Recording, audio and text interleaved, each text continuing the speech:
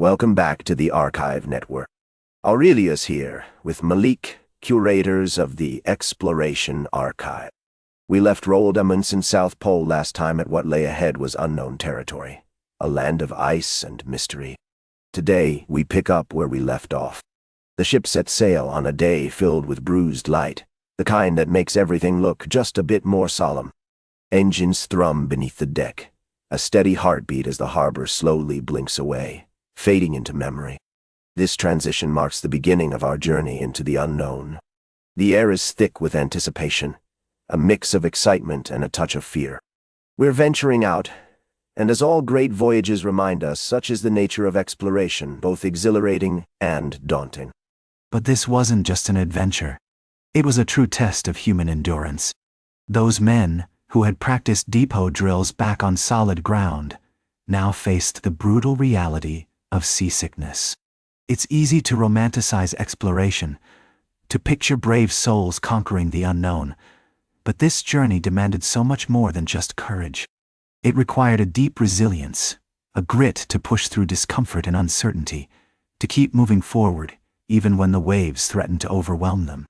As they sailed further, we found the early days of our journey balancing small tensions among the crew. Arguments erupted over how to stow food, each disagreement revealing deeper currents of anxiety. This voyage wasn't just about reaching the South Pole. It was a test of our humanity. We were learning how fragile our bonds could be when faced with the relentless grip of uncertainty. The sea, much like history, has a way of exposing the truth beneath our bravado. Those conflicts weren't just trivial.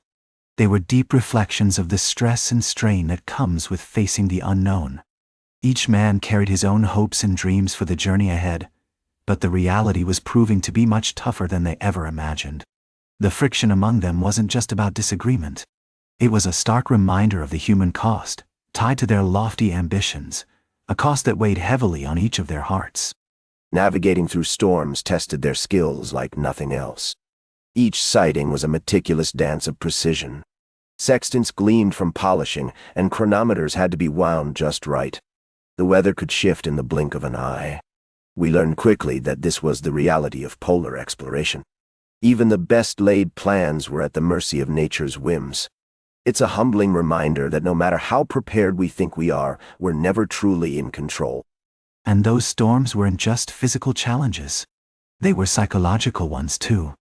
The crew's nerves were frayed as they faced the relentless swell, each wave crashing down like a reminder of their vulnerability.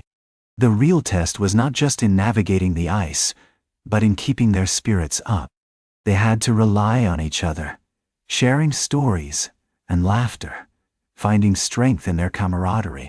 Trust became their lifeline, because in that unforgiving landscape, it was their bond that would carry them through. The ship slowed as ice emerged on the horizon, a stark reminder of nature's power. Men rushed on deck, their breaths visible in the frigid air, measuring the thickness of the ice with urgent precision. They weren't there to boast about their skills, but to assess the risks we faced. Every scrape against the floe felt like a small emergency, a chilling reminder that our journey was fraught with danger.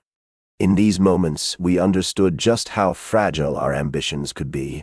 But those icebergs were also moments of wonder. They offered a glimpse into the beauty of the unknown, reminding us of nature's power.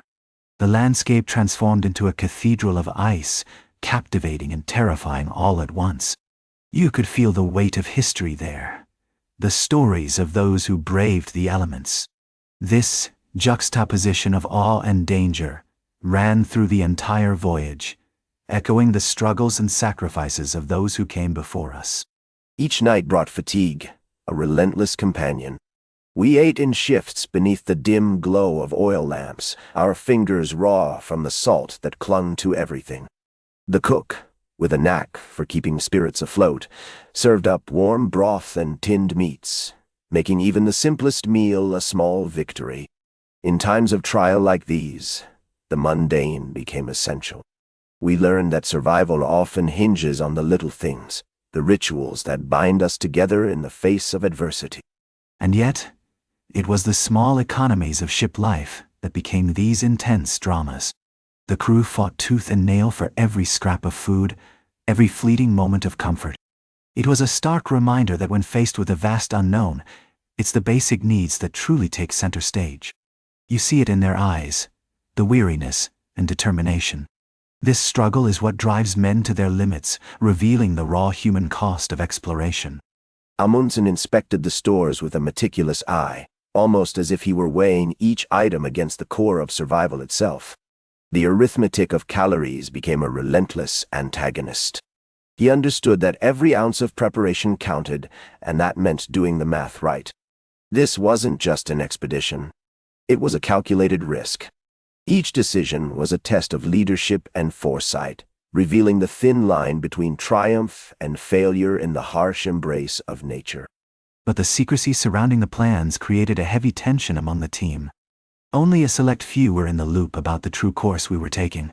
That kind of mistrust breeds speculation, and it really started to tear at the fabric of our unity. The ambition to reach the South Pole, something so grand, felt overshadowed by the divisions it created. I could see the toll it was taking on friendships, and that was just heartbreaking. What lay ahead was unknown territory, a vast expanse of ice and enigma.